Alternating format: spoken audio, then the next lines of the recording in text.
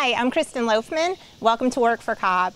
Today I'm wearing my fire gear to take you out on the road for a day in the life of our fire services. I hope you enjoy the show. I'm Ebony Payne. I've been with Cobb County for about 3 months. I got hired back in April. I heard that Cobb County is the best department to work for, so who doesn't want to be a part of the winning team, right? I wanted to be a firefighter, honestly, because I wanted to choose a career that was conducive to my growth as a person and what I wanted to do. So I like the fact that it's mentally challenging, it's physically challenging, and it gives me the opportunity to serve my community.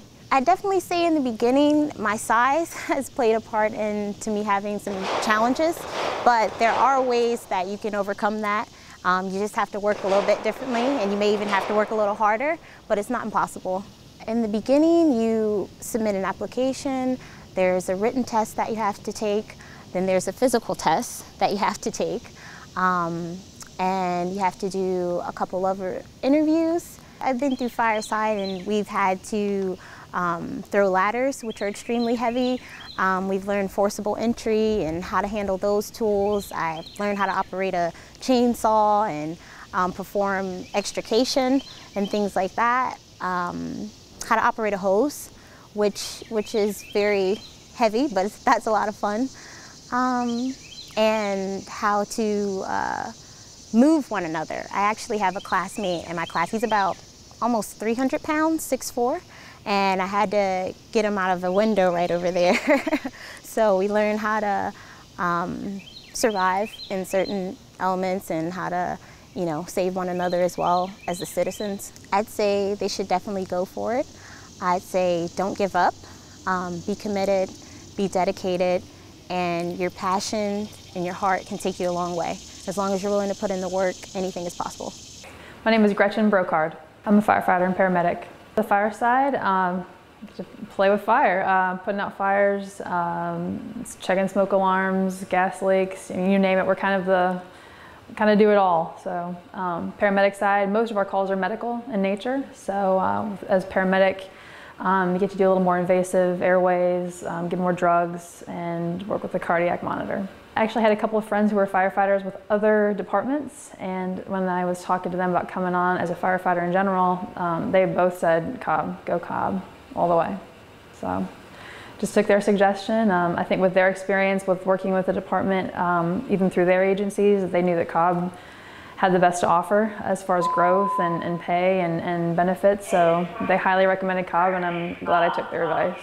The leadership, honestly, is some of the best I've ever had. I mean, this is kind of a second career for me, so had a lot of work experience and life experience coming into this position, and I can easily say that everything from our station officers all the way up the chain is just, you're not going to find people with more integrity and more support, and they're all about family and wanting you to succeed and wanting you to grow, and I've just never experienced anything quite like Cobb. Me personally, and to be totally honest, I've had nothing but excellent experiences. I've had 2 different crews now, and both have been amazing. It's like having a second family. Sometimes it feels like your first family, you spend so much time with them, but I've had nothing but great experiences. I think any expectations for being a female in a male-dominated field, for Cobb, for being here, I really think any expectations are probably things I put on myself and not by anybody else, not by any crews or officers. They've been very supportive and very accepting. It's honestly the best job I've ever had, and there's nothing bad I can say about really any aspect of it. I mean, even the paperwork's not as bad as other places that I've been, so I can't say anything bad about it. It's the best job you'll ever have. I mean, like I said, I've come from other jobs, a whole other career, something completely different from this, and I had the misconception when I came on that, I didn't grow up, as dreaming to be a firefighter. Am I really going to be able to do this job? Am I going to enjoy it? And you can come from any background, any ability, skill level, and as long as you're willing to push yourself and work hard and be self-motivated, you can thrive. Hunter Schumacher. I've been a driver a little over 4 years. Basically, I'm in charge of this, so making sure this gets to the scene safely and properly, and everything that's on this piece of equipment, or ladder trucks or rescues, If we're driving it or operating it, I have to make sure everything works. I'm like the liaison between the firefighters and the lieutenant. That's how I kind of take my role. So I make sure that my boss, my immediate boss, lieutenant, is happy and things are going right, you know, training and things like that. And then I make sure the firefighters are happy with everything above them, how that's going. So if I'm that buffer in between them and him, things tend to operate a little bit better. That's how I like to do it. That's how I like to operate. Cobb is the best. And it's not in an arrogant way. I just think I used to watch what Cobb did, the way they trained, the equipment they had, how progressive they were, and the size of the department really intrigued me. So it's something I knew I had more room for growth, and I really wanted to get on some specialty teams, the hazmat or the technical rescue, which I did. I did technical rescue for 5 years. So that was the big thing for Cobb, and I just always and still think we're the best department around. I think the benefits for me is family. A lot of people have part-time jobs, which I do myself, but to me, the family thing, it's a huge plus. There's a lot of time I get to spend with my kids. I give my wife a full night where she can be without me, which is nice. She gets her own time, and it really works for us and our family dynamic. It's amazing. When you're telling stories to friends, and friends are like, I can't believe you saw that, or I can't believe you can do that, I can't believe you can help somebody in that way. But it is one of those jobs where you're really putting other people first in front of yourself. And I think once you focus on that, you can handle these situations. When you think about it, it's their tragedy and you're trying to make that better, you're trying to fix it. We're a big department, we're progressive, we've changed a lot in just a short period of time. And never lose sight of who you are, who you're working for, always train hard, and never get stagnant. You know, always try to progress in something. But it's not something that you're owed, it's something that you need to earn. Hi, I'm Michael Cunningham. I'm a lieutenant with Cobb County. Daily, there's the administrative side because I'm a supervisor. So I'm a frontline supervisor. Basically, I run a station, and then I have an engineer. In my case, I also have a captain at my station because I'm at a double company with a truck company. But our responsibility as a supervisor, administratively, we take care of the day-to-day operations as far as staffing goes, taking care of any of the issues that may come up personnel-wise, making sure all the equipment is properly staffed, and getting people where they need to be. Every organization is going to have hurdles to overcome when it comes to diversity, and there's always going to be some type of tension in some way, but I think Cobb County does a very good job as far as handling that in the proper way, getting out in front of it, understanding the importance of it, and putting in place the necessary operations to make sure that it's handled properly. I think we're doing a very good job as far as reaching out to the community that we serve and properly representing it throughout the ranks. Be it whether from firefighter on up, we're doing our best to make sure that we properly represent the community that we serve. We function in a paramilitary type rank structure and environment. So we have our firefighters and our engineers and our lieutenant and captain and chief ranks. So understanding that hierarchy is very important, and I was able to get that from the military. But also just the connections, the family, the connections that we have here is very similar to that environment. Having to get a task done and understanding the importance of that task, understanding what it takes, that sometimes we have to make our own personal sacrifices in order to serve the people that are in the community. So the military has taught me that. And then as far as being able to take that into the civilian world, I want to say the corporate world, the fire department it has a business side of it. You have to deal with budgets, and you have to deal with personnel issues, and you have to deal with the system and how the organization runs and functions. So from the corporate perspective has helped me to understand how to integrate that into this environment here. Cobb County was the first department that I applied to, and I was able to get on. I was fortunate enough to get on. This is a job that with a high school diploma or an equivalent, you can walk on and make your way through the ranks, at least up to lieutenant, because those are testable positions, meaning you have to test to become an engineer and you have to test to become a lieutenant. But the organization as a whole does a fantastic job as far as giving you the tools and the knowledge and the resources available to be able to help you get to that rank. Now, when you start looking at your ranks above lieutenant, where you're looking at captain and chief, they prefer that you're going to have a college education, an associate's or above. So they also provide those resources too. We have tuition assistance, which helps out as far as when you decide to go to school, being able to give you that support structure that you need. Not to mention that our schedule, at least for me when I was going through school, worked out fantastic because I had officers that were very supportive. So they helped and promoted me as far as continuing on with my education.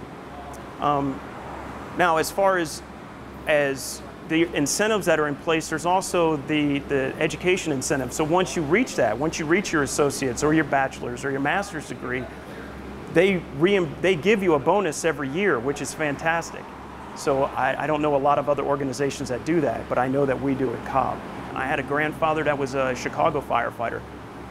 And just being able to know that I had someone in my family that was also in that type of service industry really drove me even more to want to become a firefighter. I started at a little later age. I was 34 when I started, but I'm happy that I did. We also have that connection that's within the station life that you don't see in a lot of other jobs.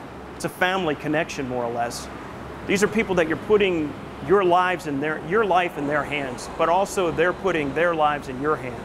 And so there's an honor that comes with that, and just knowing that that when we serve, we're not only serving the community, but we're serving each other. I am a captain in the fire department. I actually run the station, so I have an engine and a rescue, and the crews that go along with that.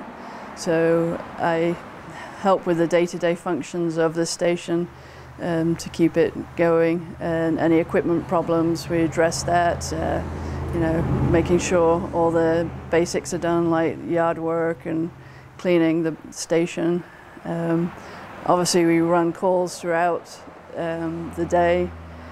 We also do training throughout the day because we have certain quotas that we have to meet on our training.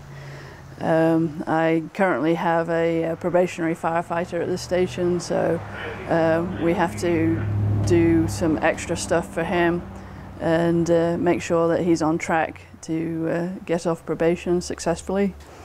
And then other things we do are things like pre-fire plans.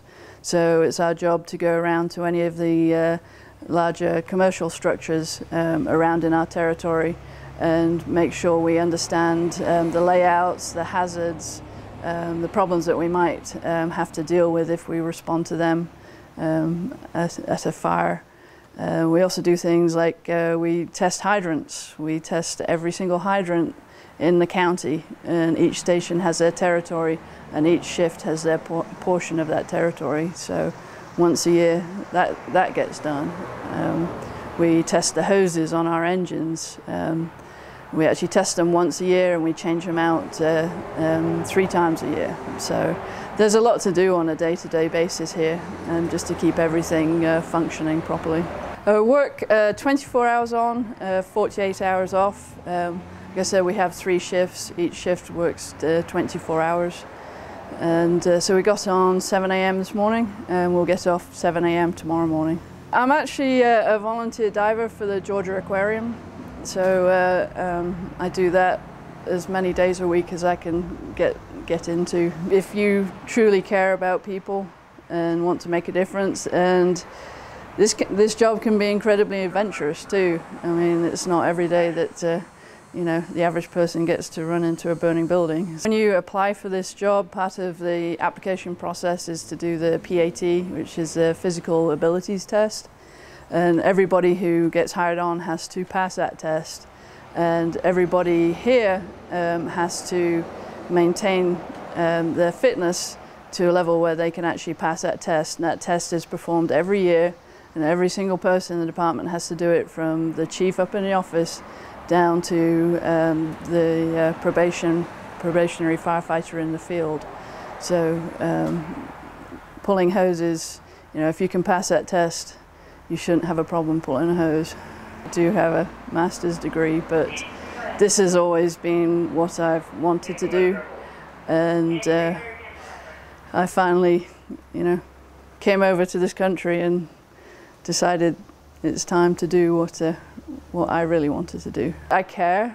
I care for the people that we go out on. I care that, on possibly the worst day of their lives, I can go and make a difference to that person. I care that we do our job right, and I care for the guys that I work with, and I want them to be happy and successful in their job. And I think if you care, you'll do a good job.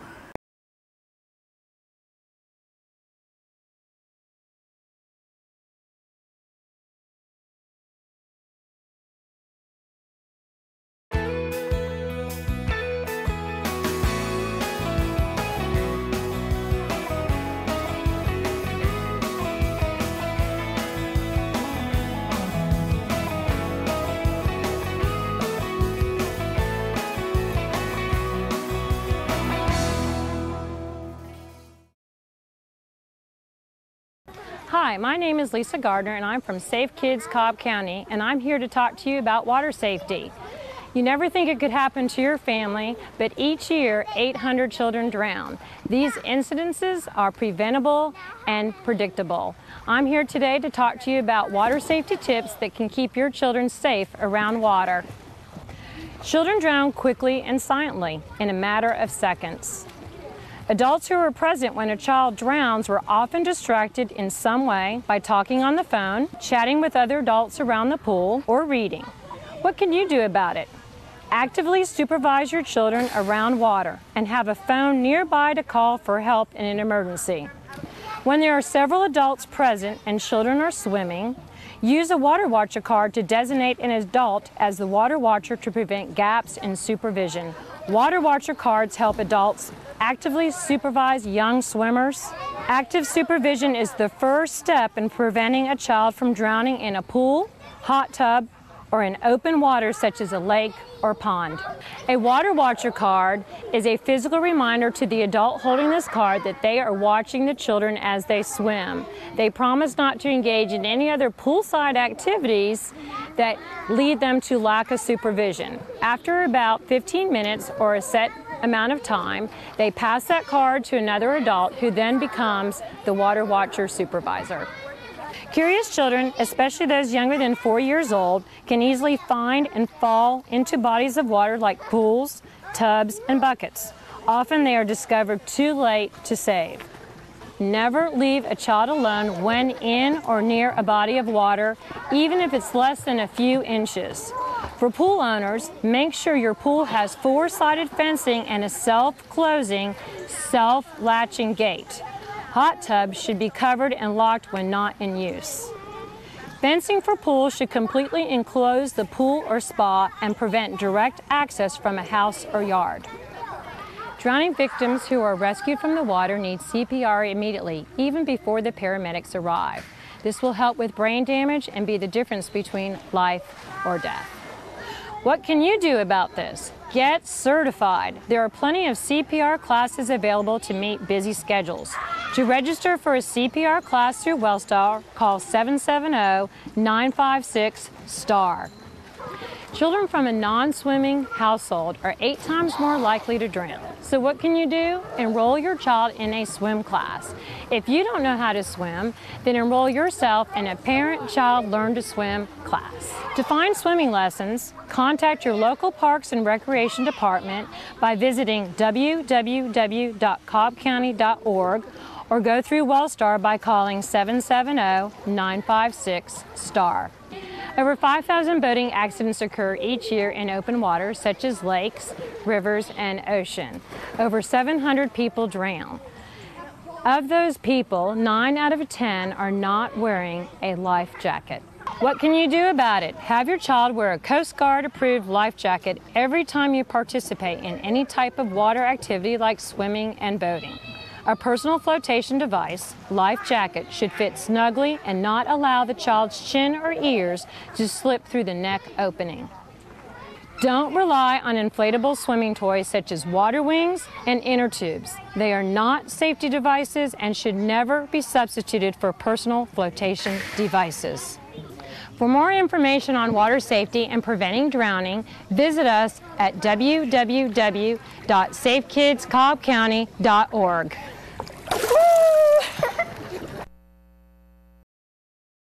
With this project, we're proud to highlight the experiences of those living with ASD, or Autism Spectrum Disorder.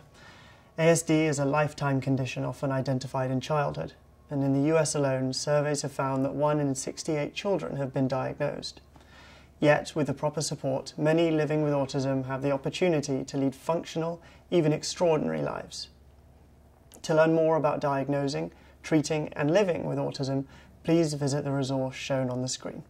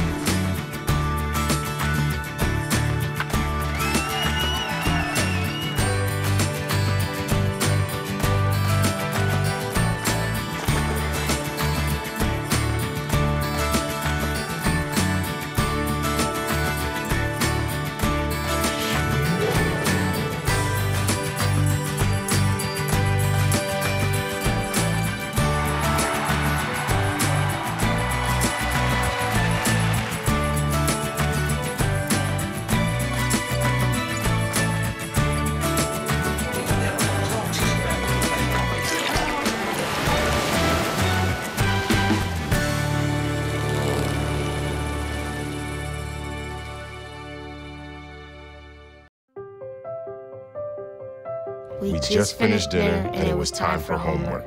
He hates homework. It makes no sense. I don't know how he finds anything in his backpack. I can't find my backpack. Finally, we found his assignment. He rushed through it. I wonder if he even learned anything. I wasn't gonna get it right, so I just wanted to get back to playing my video game. At least I'm good at that. I couldn't even read his handwriting. Holding the pencil makes my hand hurt. I know he's bright. Why is it so hard for me? He's just I'm gotta trying as try a hard little as I harder. can. When you can see learning and attention issues from their side, you can be on their side. That's why there's Understood.org, a free online resource for the parents of the 1 in 5 kids with learning and attention issues. Here you'll get personalized recommendations, practical tips, daily access to experts, and more. Go from misunderstanding to Understood.org. How long have we been married there? For 76 years. He was kind and generous to me before we married, and he was kind and generous to me all these years that we have been married. We had been looking at a lot of different houses in different places around that area, and when we came by this house, it was green, and I love green. I'm Irish. And so I said, oh, there's our house. I know it. we decided on Meals on Wheels because at my age, I was getting to the point where I couldn't do all the things that I had been able to do. We're the Spans. America, let's do lunch. 1 in 6 seniors faces the threat of hunger, and millions more live in isolation. Drop off a hot meal and say a quick hello. Volunteer by donating your lunch break at americaletsdolunch.org. Why is Connor having trouble focusing in school? Having trouble finding Connor's middle school? Would you like directions? No, why is Connor having trouble focusing in school? Finding lowest airfare to Istanbul. No, I'm tired of fighting with him over homework. Home, walk, restaurant. Need a review? No, I need help. He's very smart, but his mind wanders. He's disorganized. I think I understand. Oh, good. French fries. Finding best potatoes. No! Russet. Fingerling. Yukon Gold. Why don't you understand me? Sorry, I was trying to show how Connor feels every day. Frustrating, isn't it? Redirecting to understood.org. For the 1 in 5 kids with learning and attention issues, this is what life can feel like. Explore understood.org, a free online resource about learning and attention issues, designed to help your child thrive in school and in life. Understood.org, because understanding is everything. As the temperatures are rising and the weather's warming up, we just wanted to remind everyone never to leave your child alone in the vehicle, unattended or intentionally when you're going inside the store. A lot of times when there's a routine change or something's different in someone's normal schedules, that's when a child can be forgotten and left in the vehicle alone. And unfortunately, we've already experienced one death to a child from hypothermia by being left in the car since January. Typically, we have an average of about 37 children who die yearly from hypothermia of being left in those vehicles. Half of those children were left unintentionally, meaning that they were forgotten.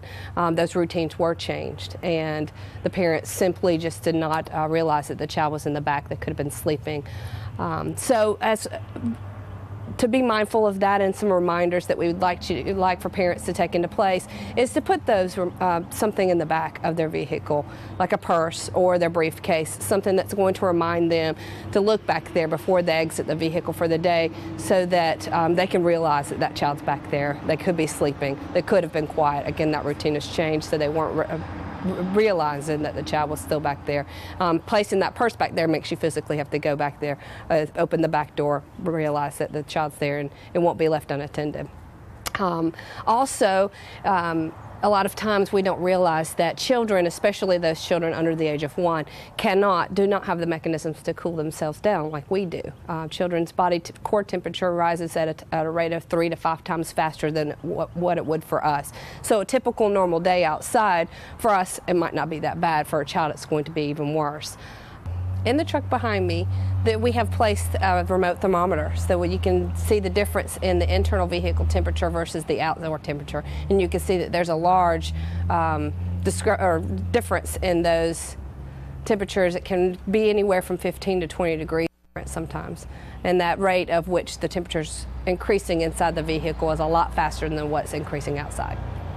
In addition, a lot of parents think, oh, well, you know, I'll roll down the windows, or I'm just going in the store for a minute or two. Something that just the general public can do if they do witness that there's a child left in the vehicle unattended is dial 911 immediately. Don't wait for that parent to come back out of the store. Go ahead and stand next to the vehicle, dial 911, get that emergency response on the way, because those temperatures are going to keep on increasing rapidly. Lastly, just set some sort of a reminder maybe at your desk for those days where it's a changed routine, so that you're realizing, did you drop your child off at the daycare? Did you leave them with a care provider? You can also sometimes set up a reminder with the care provider that if they don't see you arrive by a certain time, maybe they can give you a phone call as well. If you'd like any other information on never leave your child alone in the car or any other safety tips, please visit our website at www.safekidscobbcounty.org.